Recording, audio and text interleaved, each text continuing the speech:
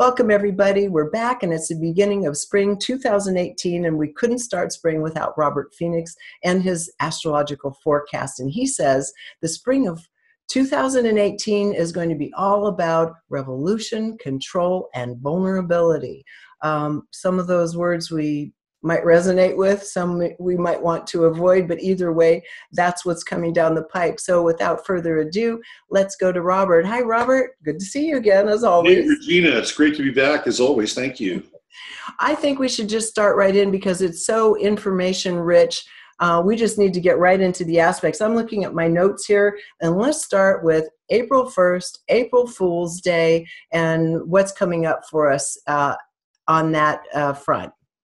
Well, we're going to have the Mars-Saturn conjunction at 8 degrees in Capricorn.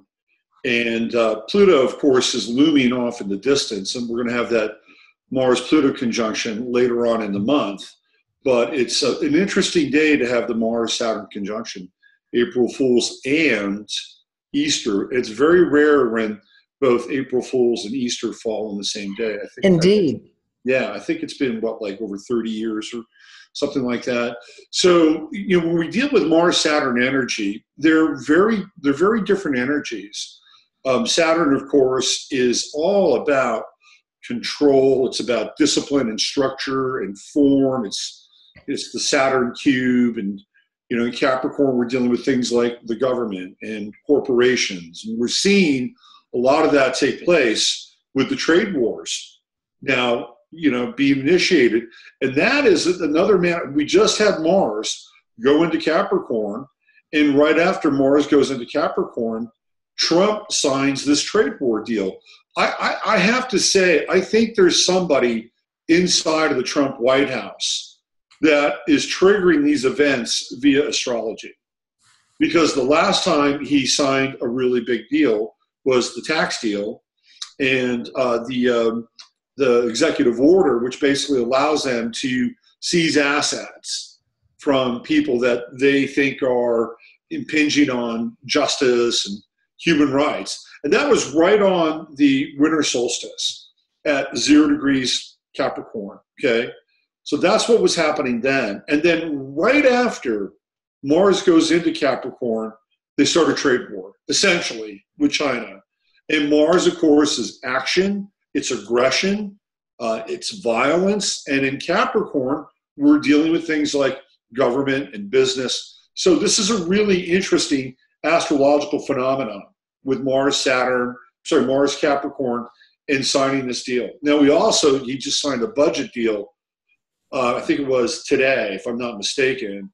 And again, it's in that kind of Mars Saturn range, and a lot of people are very unhappy about the budget on both sides of the ledger sheet. So what we will see here is this kind of culmination. I wouldn't say it's a culmination, but it's the potential for an explosive moment where people are getting edgy about where things are headed. And on both sides, by the way.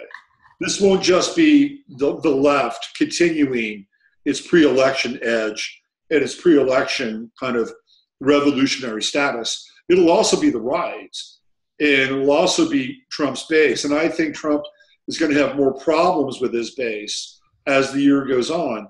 Now, one of the things I've been talking about is Trump actually having issues with his base. Saturn is in Capricorn right now in his 5th house, and that's opposing all of his Cancerian planets. He has Mercury, Venus, and Saturn in Cancer in the 11th house. That's his electorate. Okay, that's the electorate. That's the message about making America great again. Cancer is always about looking back. Cancer is sentimental. That's what Cancer does.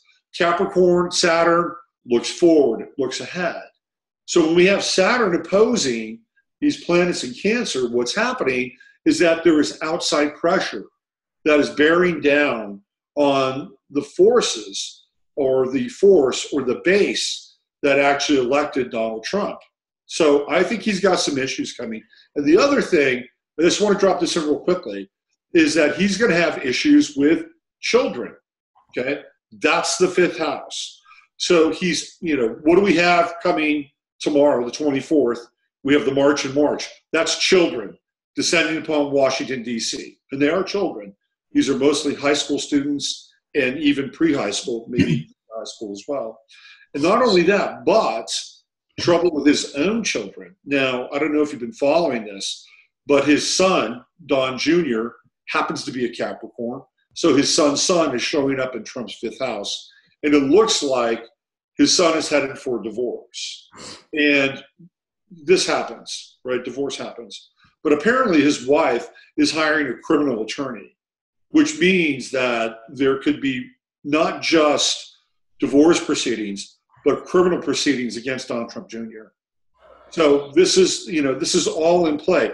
Now, these things don't always have to materialize or manifest, because in many instances, events like this are used for leverage and political gain, political power, political positioning. But I guarantee you, Trump is not going to have an easy time with his electorate. He just brought John Bolton on board as Secretary of State. And John Bolton is dyed-in-the-wool Bush neocon. And it feels like what's happening now is that the Trump presidency is morphing into G.W. Bush 2.0. It's interesting, Robert. Tell me if I'm correct on this or not. When we were talking about Trump's election, so this would have been about a year and a half ago, I think you were stating that his real power time, if anything was going to happen for him, was the first year, right? That's right. So we're out of that first year window. So now we're looking at, if you didn't get it done in the first year, this is what follows?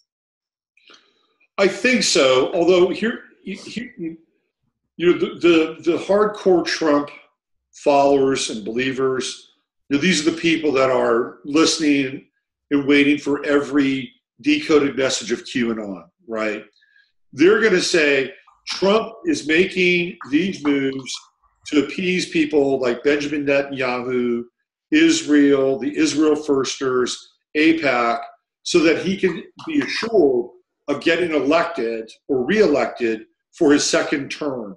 And in the second term, boy, oh boy, oh boy, he's really going to let him have it, right? So you're going to hear that kind of spin coming out of this whole sort of Zionification or neoconification of what's happening with the Trump administration. That's my sense. Interesting. And, when we were prepping for this, you sent me a link to an article in The Week in 2016. And I said, Robert, how come you sent this article to me? And it was 10 things you need to know, which The Week has every week. And in it, it had a series of events that had happened that particular week, including a dinner that was featuring Hillary and Trump together. Tell us just give us a couple of bullet points of A, why you sent me that link, and B, what these particular events indicate. Right. So I was trying to get a handle on what happened the last time Mars and Saturn were conjunct. And that was, and that at that time, it was in Sagittarius. It was not in Capricorn, okay? We were still looking at a Mars-Saturn conjunction. That was October 21st. And what happened during that weekend, that was like tailing off into the end of the election, the electoral process. So this was kind of like the last stand before the election. And this is when Trump and Hillary Clinton were at the same dinner. They were at the same, and that dinner was a trip. I mean, if you really watch what happened, and looked at all the people that were involved in that dinner, you can see where the power structures really exist. Because the other thing too is that you get to see kind of who's on stage and what's on stage. But there was a whole other group of people who were in that space. They were in that dining space, right? And that was not apparent if you didn't understand. So the whole group of people were like an audience. So what we had on stage were the movers and the shakers and the power players. Like Chuck Schumer was sitting up there in the rafters, and Gayle King was there, and guys from Europe wearing all these funny little medals that they like to wear. So what happened during that night is Trump had a significant broadside, and he was using a lot of quote-unquote humorous material, but he was really going after Hillary Clinton in a pretty significant fashion, and actually elicited a lot of groans and boos from the audience. Hillary Clinton did exactly the same thing. And on her end, it was met with chuckles and laughs and guffaws. But what was really interesting about that dinner is when Trump was kind of riffing and doing his bit on Hillary, you could see who this archbishop, the guy from New York who was running this whole thing, and he was like center square. He was Paul Lynde at this dinner. And you could just watch him start to sweat. I mean, you could just see him. He's like, where is this going? This is off the road, man. This is off the map. That is an indication of Trump's Uranus-Sun conjunction. That's Uranus-Sun in action, because they weren't prepared for that. And afterwards, watching Trump leave and then watching Hillary leave was really quite telling. Trump had the vibe of somebody who was lost in some ways. It felt like he was very alone. You watch him and Melania exit, and they're kind of off on stage left. And then Hillary can't get out of there. Everybody's stopping, talking, chatting. She's got Huma Abedin about 5 feet behind her. I mean, if you just looked at that event alone, you would think that Trump was toast. That if the elite's response meant anything during that dinner, Hillary would have been a hands-down winner. So it's really interesting to watch it. So how does that correspond to Mars-Saturn now? Well, it could be kind of a replay of that kind of scenario. Like, where's Hillary now? What's she doing? Where's her energy? Where's Trump's? It's almost like we get to have a check-in with the two of them. And also, we get to have a check-in with where Trump is as he is connected to his body, his electorate, the people that voted for him, that stepped into the gap in the breach that seemed quite clear, or at least plain, between them and that night and the electorate. There were some other things that happened that day. There was the first death of an American in a casualty in Mosul.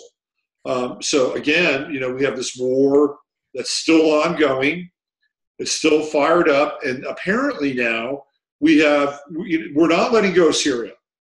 The American forces have now retreated to eastern Syria, getting closer to the Iranian border. But from what I've heard, that there's no intention to leave Syria at all, and in fact, they're going to re-strategize whatever it is that they want to do in Syria. Because the one thing that's really important in Syria is this pipeline that leads from Syria. Basically, what is it? I think it's called Dor El Azir. I think that's the place. There's a pipeline that leads from there. It goes right into the Mediterranean. Okay, so this is a really, really important pipeline.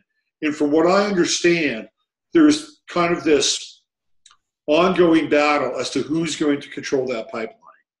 Is it going to be Russia and the Syrians, or is it going to be the United States and Israel? Because that's who's partying and buddying up in this theoretical conflict. So this Saturn-Mars conjunction could give us some insight into where we are in a possible ongoing conflagration with Syria. And another thing that was coming up that week, which is continuing to play out, was Trump's sexual misconduct. That was also listed, I think, as number 10 in that week. And now here we are. That's right. And Saturn, it's blowing up. Yeah. And Saturn is going through his 5th house, and that's the house of love affairs. So that's another, and I think his electorate could be, or his people can be understanding to a point. But I think if enough of this information begins to cascade, one of the things that body politic is pretty clear on, I think, is morality. So, what will Trump do in order to answer the morality piece? His people sound like they've been giving him a mulligan, Well, they have been, mostly because the stock market has been great.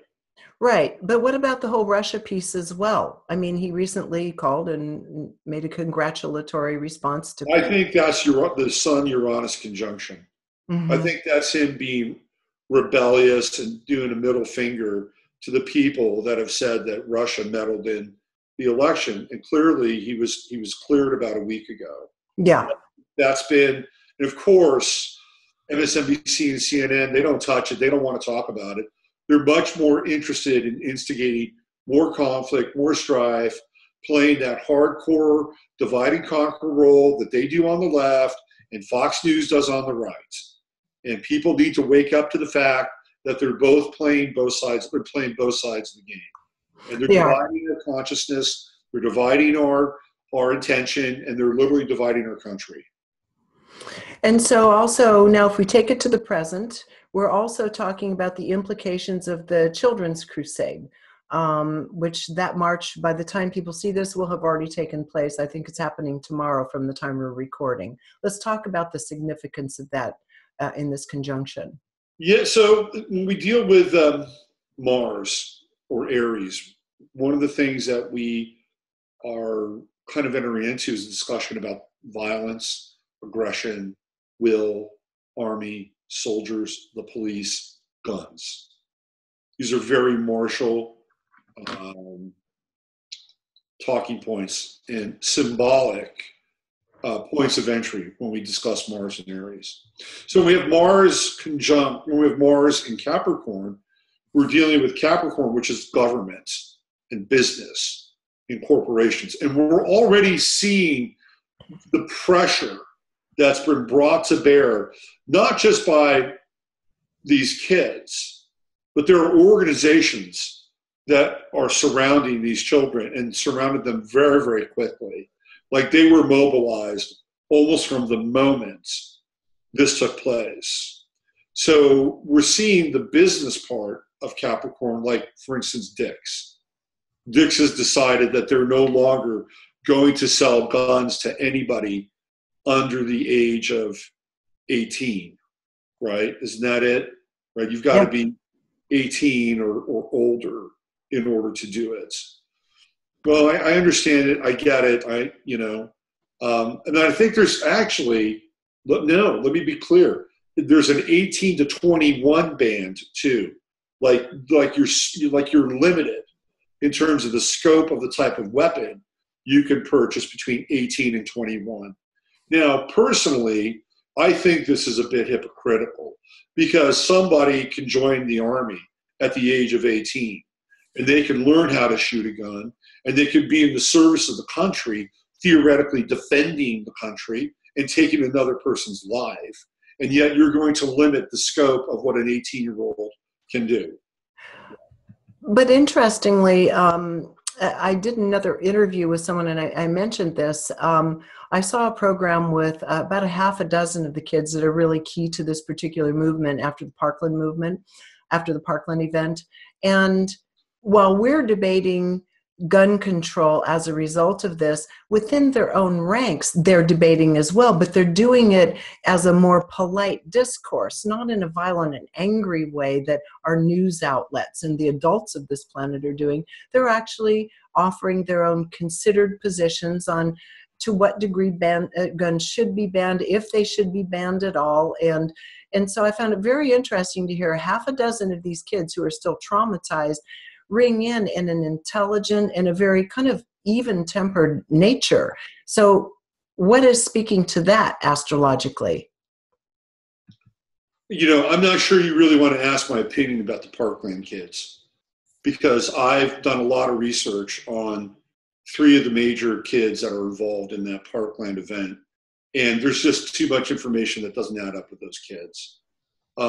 Particularly David Hogg, whose father works for Cubic Communications.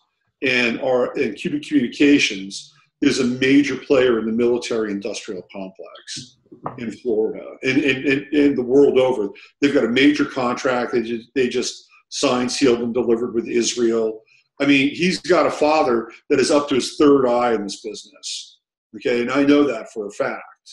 And when you get into the symbolic connection with cubic, it's the square. It's the Saturn hypercube. There's debate about whether David Hogg is even 18 years old. It's not popular to talk about it. If you talk about it, you're shut down on YouTube, or you're shut down on Twitter, summarily shut down.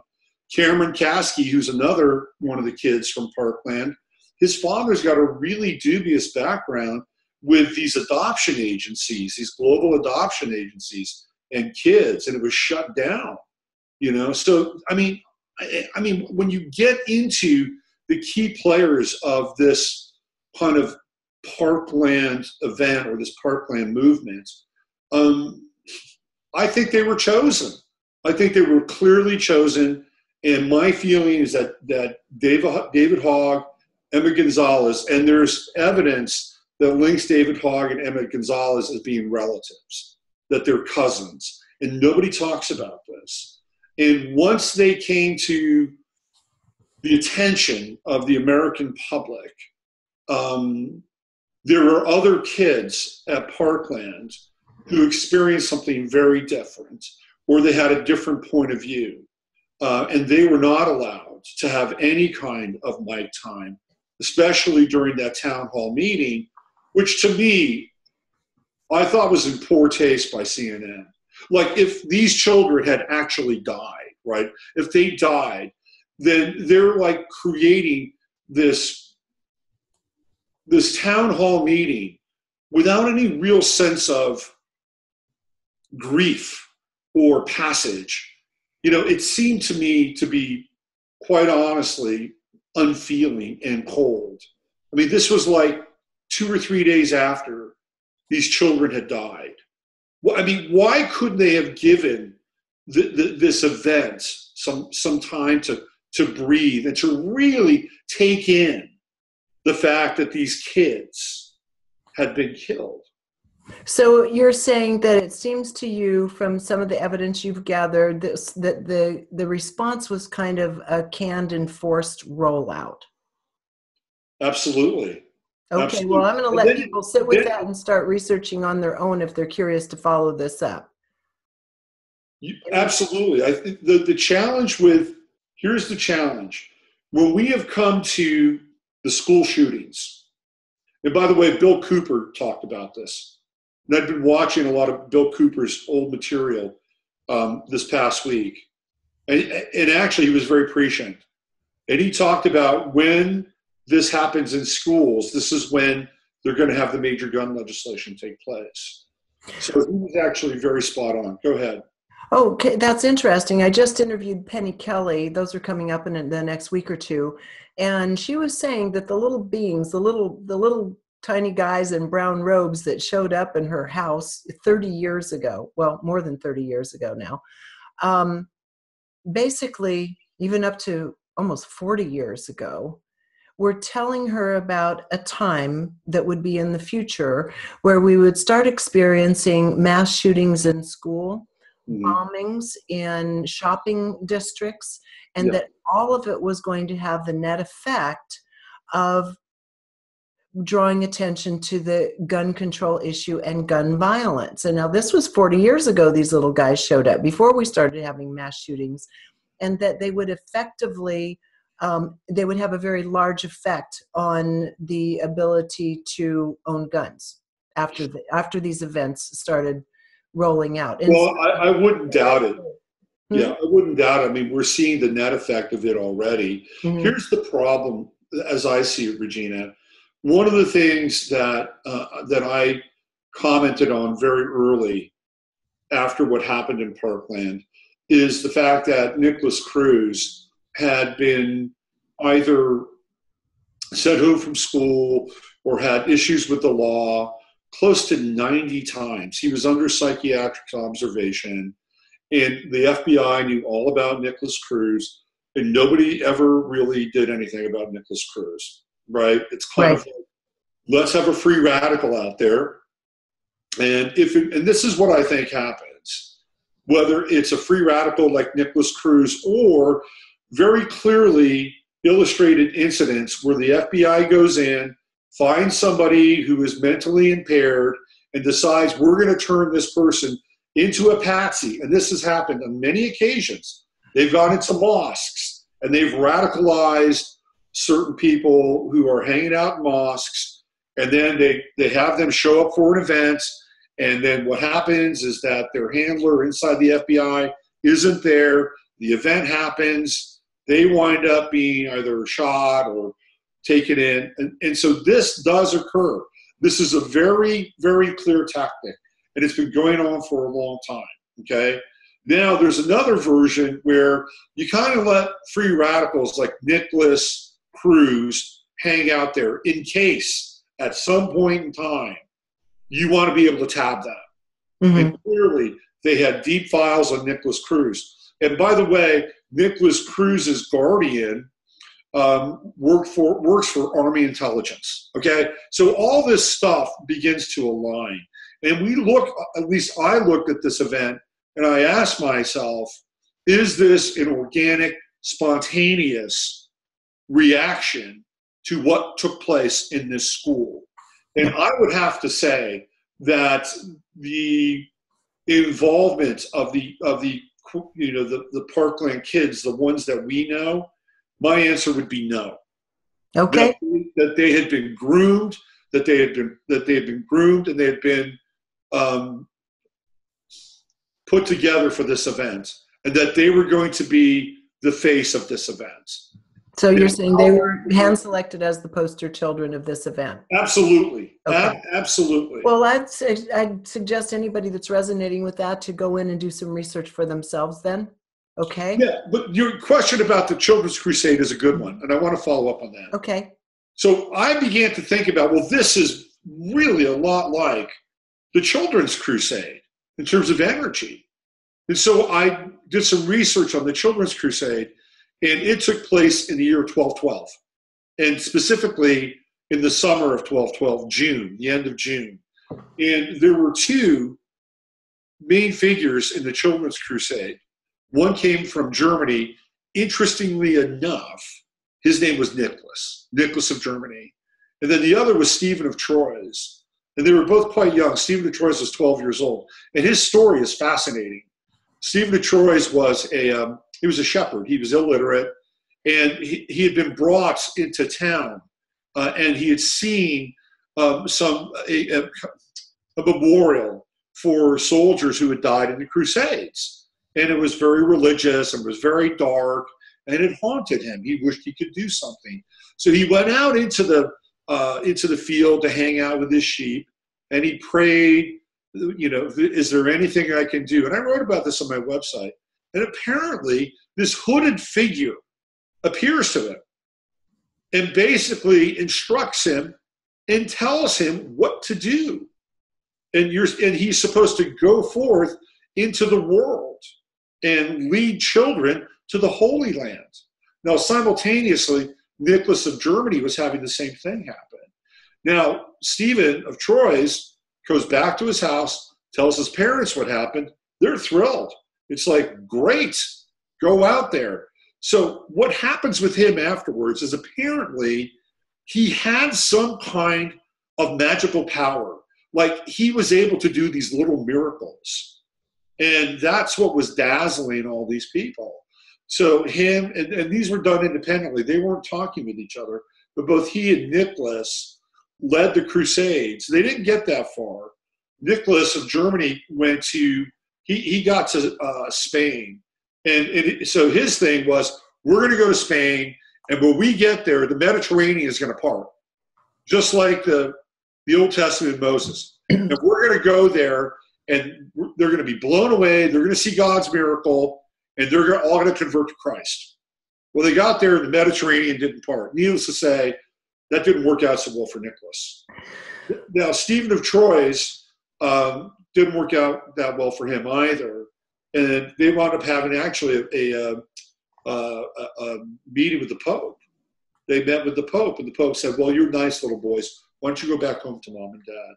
So what was interesting about this is I looked at the aspects, and Jupiter was in Scorpio, just like it is right now. And it was at roughly the same degree that this Parkland thing went down on, okay? So we have kind of a major Jupiter marker there, and Uranus is in Aries right now, and Uranus was in Aries during the Children's Crusade. It was 10 degrees behind, it was at 14, I think it was around 12 degrees, because I think it was at 26 when this went off. So we have Uranus in Aries, and we have Jupiter and Scorpio, both running through these two events. Interesting. From a timeline perspective, there's some kind of reanimation taking place with what happened in 1212. On the subject of kids, we need to go to I guess it's called Generation Z, because we have Pluto and Sag. And here we're looking at this very young generation, 22 down to about 9 years old right now, which are a different kind of kid. And let's talk about what's happening with this particular aspect. So there are basically two groupings to the Pluto and Sagittarius kids. The first grouping, which came on the scene 1996 to roughly about 2000, they had Pluto and Sag and also Uranus and Neptune in Aquarius. So they're very different than the group that comes after them right around 2001, which has Uranus in Pisces and Neptune in Aquarius, which are a little more confusing in some ways. And it feels like that first group is decidedly more radical, because that's the nature of Uranus. Uranus wants revolution, it wants change, it wants to do so. I think what we're seeing here is at the top end, or the Uranus in Aquarius, Neptune in Aquarius, Pluto and Sag kids that are seniors and beyond in high school. So they're going to be driving this energy, the juniors, the seniors, and up until like the 20-year-old. I think it's really going to be like seniors and the 20-year-olds, 21-year-olds. That's the bandwidth that we're looking at. The younger generation is a bit different. And I believe that they could be followers, right? They could be followers of this first wave. But if you look at Uranus, which is radical, okay? It's a radical planet, brings change. In Aquarius, it's in its own sign, so it's very directed, okay? It knows what it's doing. Uranus in Pisces is confused, right? It's confused because that's the nature of Pisces. So they could actually be brought along on this wave, on this Piscean wave. Like, oh, we'll go along with this because, that's what Pisces does, right? It's mutable, it can conform, it can take the shape of whatever is kind of guiding and directing the signal. Now, they may have a different change at some point. That would occur, I believe, when Saturn goes into Pisces and begins to conjunct their Uranus. And this whole first generation of the Pluto and Sag kids, 3 years from now, they're going to have Saturn going through and conjuncting Uranus and Neptune in their chart as well. So we're going to see them, section by section, grow up over time.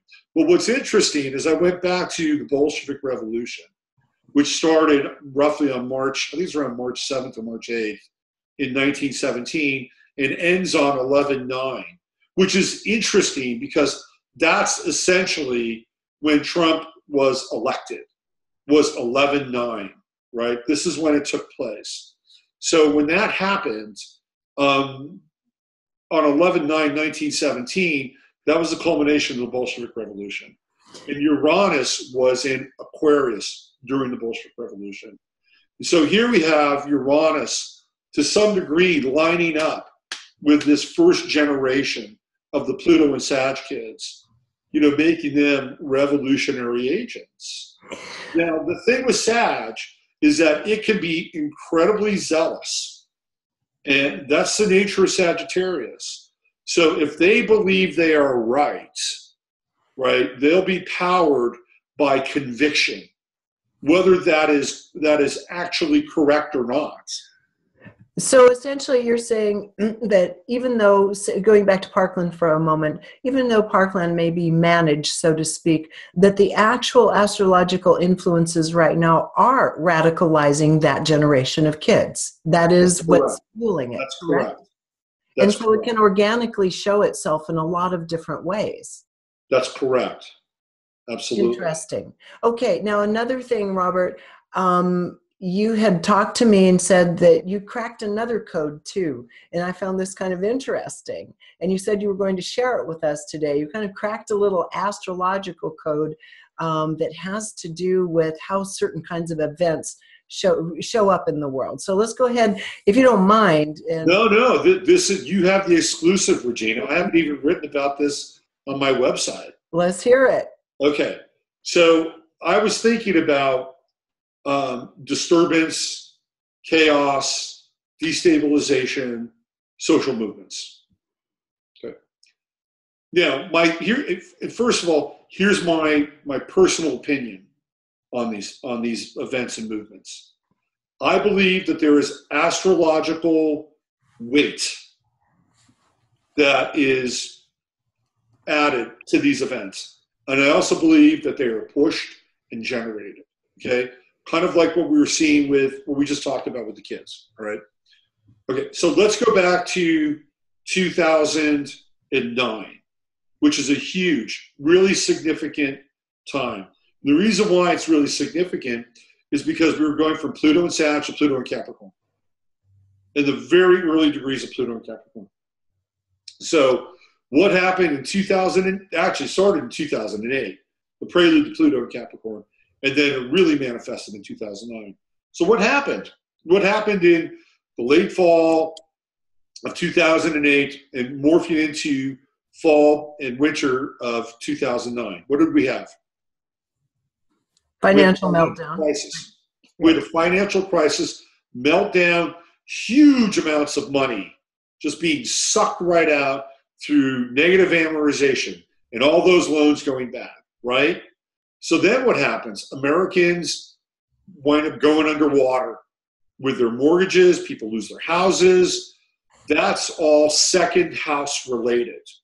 It's money, hard assets, the title on your property, all that stuff. So we have a crisis. We have destabilization and we have chaos, and it takes place in the astrological second house. That's where it happens. Okay, so Obama gets elected, we move along, and then the next crisis that occurs is what? It is the racial crisis. It is the racial tension. It is the killing of young black males and the birth of Black Lives Matter and the marches and Ferguson and Trayvon Martin and Mike Brown and all these events, right? When we boil it down, what are we dealing with? We're dealing with literally and figuratively a black and white issue. We're dealing with duality. Duality. Where do we see duality? Third house, Gemini. Okay? So there we go. Now we've moved from the second house. Now we're destabilizing through this third house experience. Okay, well, that ran its course because, I haven't seen a whole lot of marches lately. Black Lives Matter seems to have receded to the background. The kids now are forefront, right? They're front and center.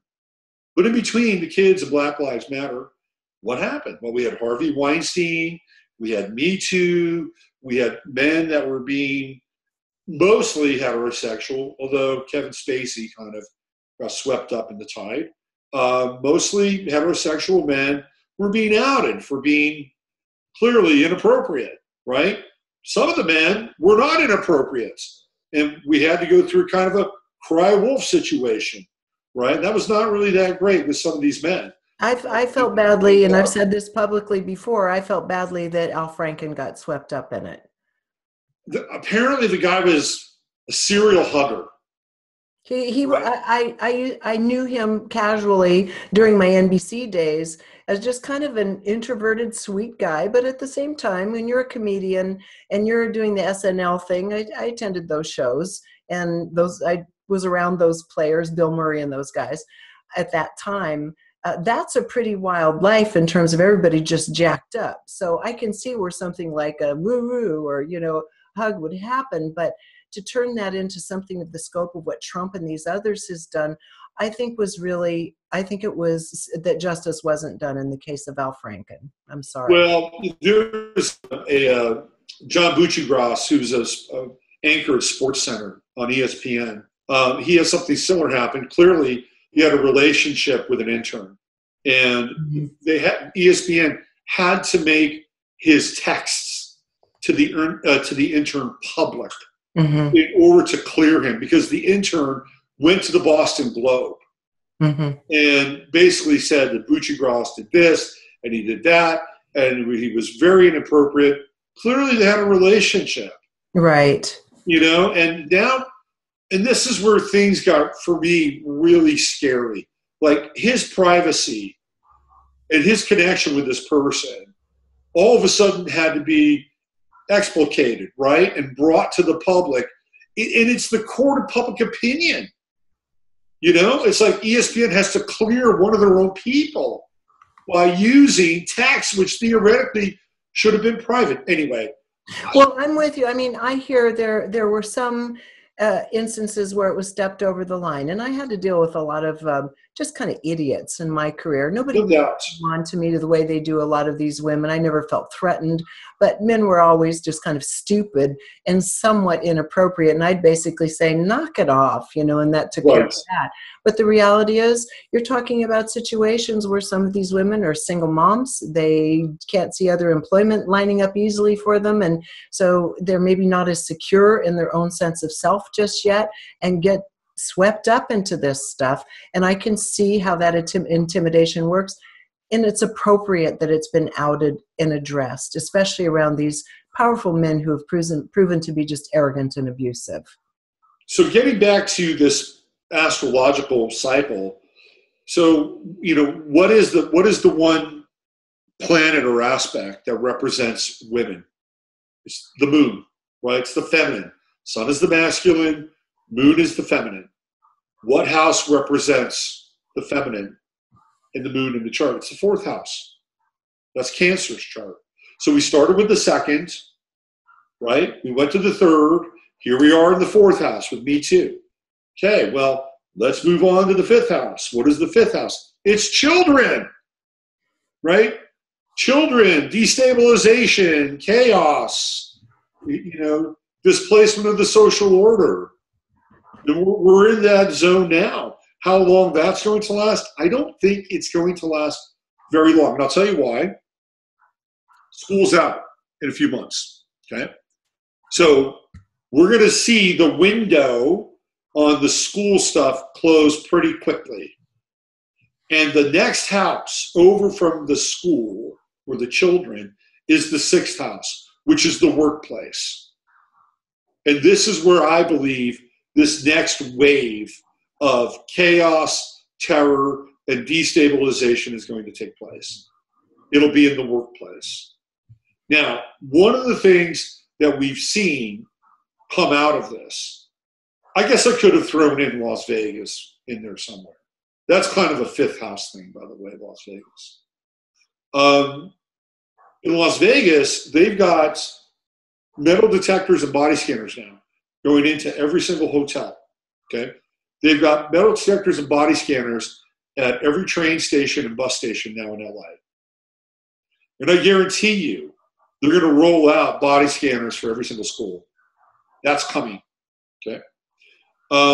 We just saw in Austin this quote-unquote bomber, whoever this bomber was.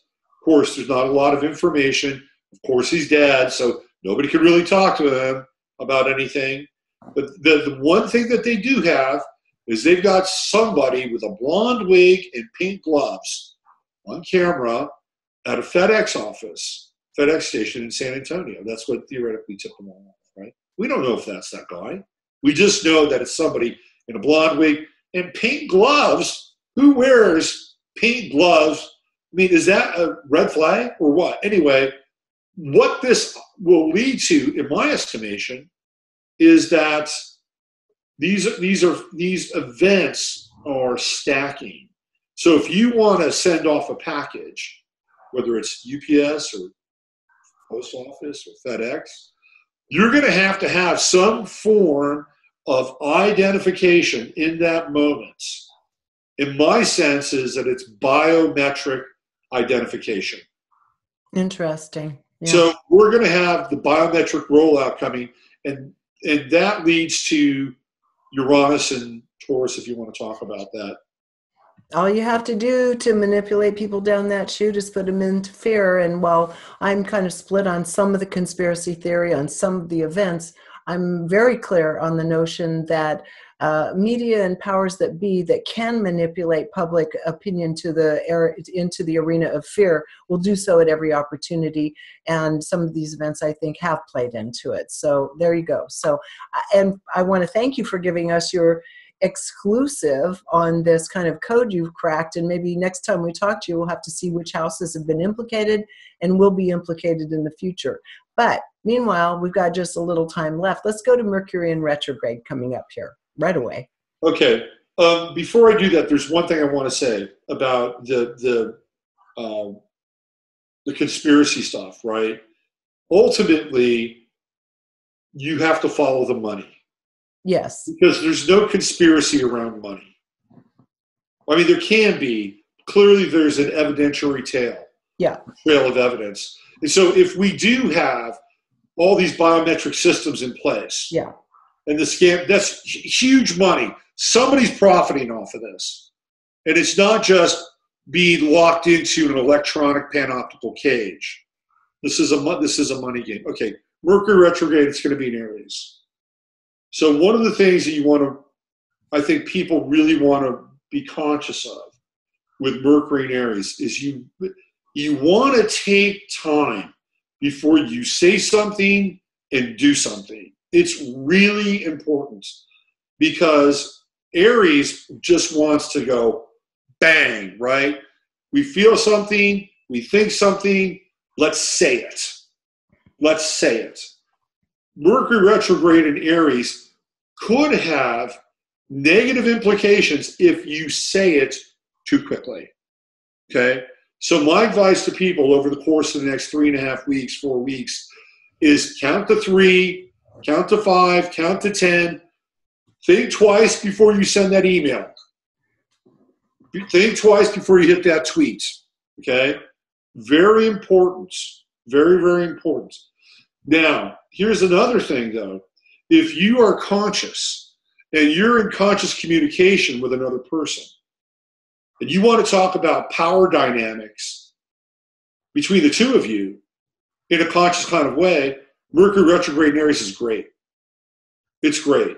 You can sit down and have a conversation about, this is my role, this is your role, this is what happened, this is where we clashed, this is why we clashed.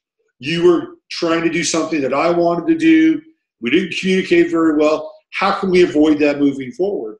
Well, maybe you avoid it moving forward by not doing the same thing or not doing it with the same person. I mean, that's quite possible, right? But it sounds like the first part is to have an open conversation about it. And you're saying that this particular configuration offers a foundation for us to dive into power and control issues and struggles. Absolutely.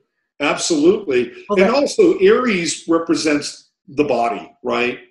The entire body. So we have Mercury in Aries. It can also retrograde. It can also help us get back in touch with our bodies and get into a routine with our bodies, remembering our bodies.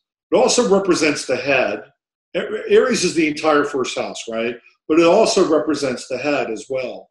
So if a person wanted to, let's say, get metal out of their mouth, right? If they were interested in having the Mercury fillings taken out, Mercury retrograde in Aries would be a fantastic time to do that. Fantastic time to do that. I'm also going to go on the record here, and this is just coming to me now, that I think over the course of the next 3.5 weeks, you're going to start to hear an open discussion about the draft. Okay? Reinstating the draft. Because we've got war hawks now in the White House. Trump has aligned himself with the neocons who are war hawks. Does this have to do with the Chiron and Aries? I think it could have to do with Chiron and Aries as well. Yes. Because one of the things that Chiron goes into Aries on the 19th of April, and it was back in 1969 when Chiron went into Aries. And of course, you and I talked about this yesterday and touched upon it somewhat last time. It was the birth of the feminist movement, it's the birth of gay rights, Chiron and Aries. And it was also when the soldiers from Vietnam came home. They started coming home during that time. And that was a group of men who were unfairly treated and were not only wounded warriors, but dealing with the shame of actually being a soldier. And Chiron elicits shame. So one of the things that we'll have to, again, over the course of the next 9 years, Chiron's going to be in Aries for 9 years. One of the things that we're going to have to really deal with are the fighting men and women coming home. Right. And the price, the cost to them, the cost to families, the cost to the budget, right? This is going to be a big deal. And here's where we get into the Uranus-Taurus category briefly. I think what we're going to see, and already the Army has demanded that they have, within 2 years, that they have fully automated tanks within 2 years. So we could see the soldier being replaced by AI forces, AI soldiers. And by the way, it won't just be in places like Syria or Yemen or Afghanistan. That's where they'll road test that stuff. All the technology that gets R&D in a war winds up coming home at some point.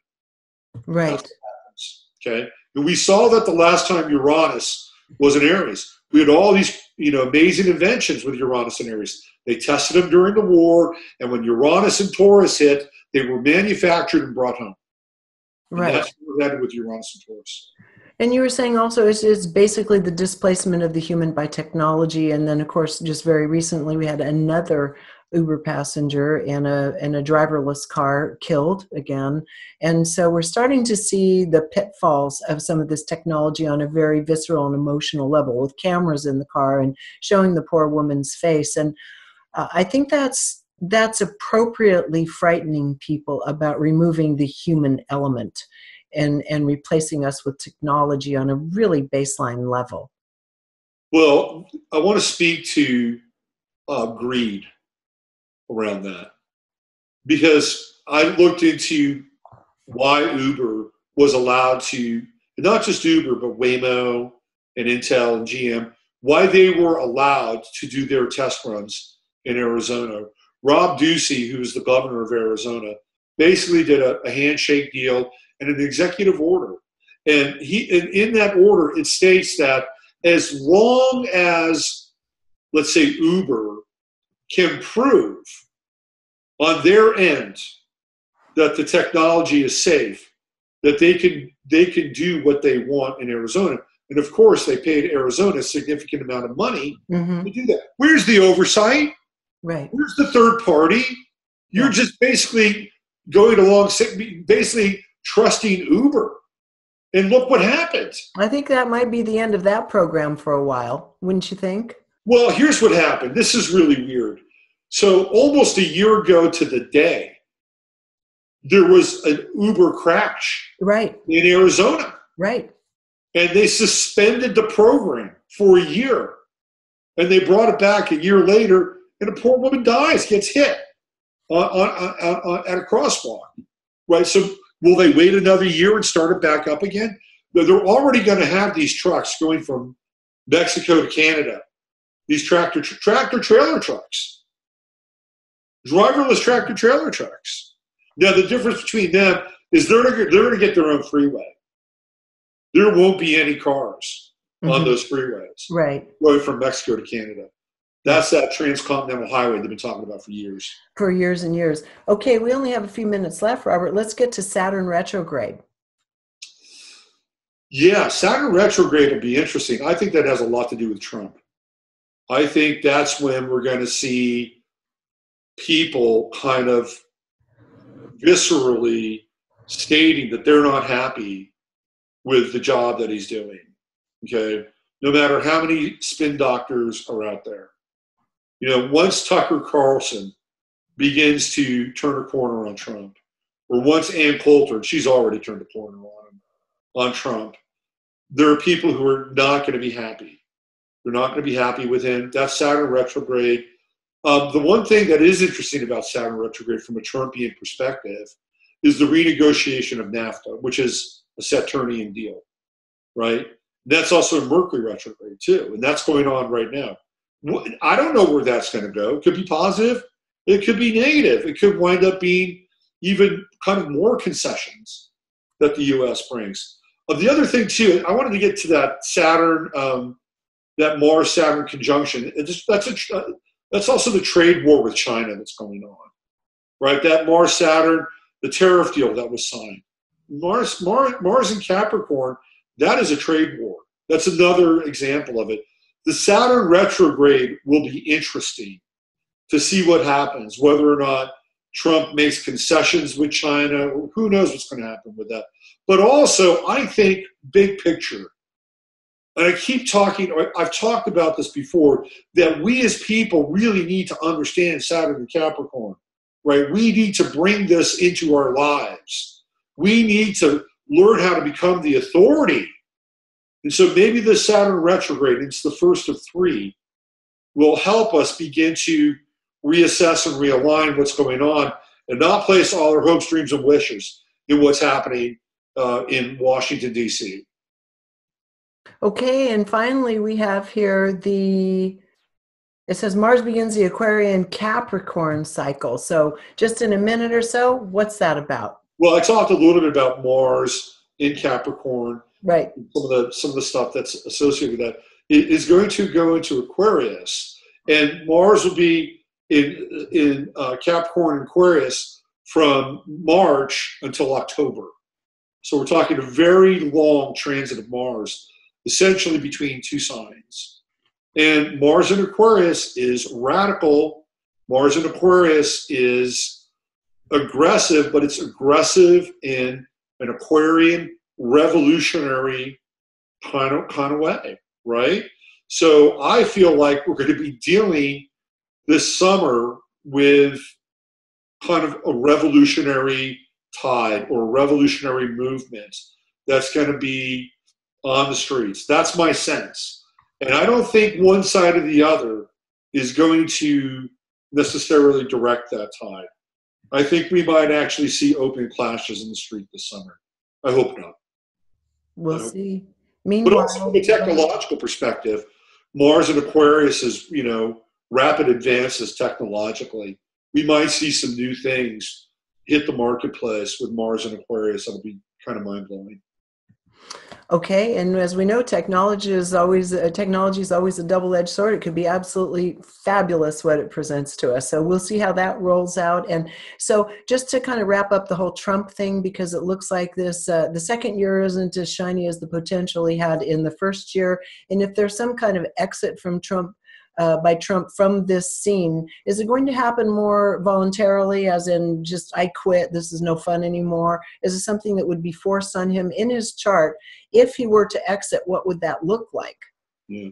So Trump has Saturn, I think it's around 24, 25 Capricorn. And he's going to go through the Saturn opposition. And the Saturn opposition happens at 14 and 44 and 74. So he's about to go through the Saturn opposition. And when the Saturn opposition that's not going to really happen for him until right around 2020, okay? So it's going to be a very interesting time. If he runs again with that Saturn opposition, he may lose with the Saturn opposition. because there's a flip that takes place with that Saturn opposition. He's got to go through the Saturn-Venus opposition. That does not bode well for his relationship with No. so a lot of things don't bode well for his relationship. Yeah, exactly. So the Saturn opposition, it depends. If it's like at that early degree of, say, around 20, 21, maybe 19, there's a chance he may have to step down or be forced down. But it's really feeling kind of more like, that 2020 year is huge. Okay. That's when they want to roll out 5G. Mm-hmm. I've heard that really 2020 is like the timeline for global governments. It's the Saturn-Pluto conjunction. Pluto starts its opposition towards the U.S. Pluto. It's a really big time and a really big year. And I don't know if Trump makes it through that year. Okay, well, on that note, Robert, thank you as always. You've given us a lot of kind of intriguing things to chew over and a couple things for people to research on their own. And so any final words before we sign off until early July? Oh, yeah. Well, once Mercury goes direct, I think it's a really great time to put your personal plans into action, whatever they are. Whether it's to start a new creative project, whether it's to write a book, whether it's to approach somebody for a raise or a new career or a new position, whether it's to start over in a new place, a new town. Once Mercury goes direct, that'll be roughly in about 5 weeks. We'll be out of the shadow then. That'll be a good time to really move forward we'll still be in that springtime energy. So, hang in there. It may not be a great time to initiate now. Wait about 5.5 weeks, move forward, put your plan into action. In the meantime, take a deep breath, count to 10 before you send that email. Okay. We're talking about kind of the last week in April before we really start putting ourselves out there again. That's it. All right. Hey, Robert, thank you so much as always. And until next time, I guess it's going to be around July 1st. Hopefully we get through this next period of time without too much craziness in our own, I would say in our own lives. We know that it might be happening around us at large, but like you say, take that beat before we speak so it doesn't have to be quite as treacherous in our own lives, right? Absolutely, 100%. Thank you, Robert. You're welcome. My pleasure, Regina. And by the way, robertphoenix.com. That's where you can find me. Okay, so hopefully we're not going to trash ourselves too badly in this process of revolution, control, and vulnerability. It might be happening all around us, but take a beat, right? Absolutely. Robert, thank you so much. Until I guess we'll speak again right around the 1st of July. My pleasure, Regina. Thank you. And thank you for joining us here on reginameredith.com. If you want to get in touch with Robert for a reading or for some of his teachings, you can go to robertphoenix.com.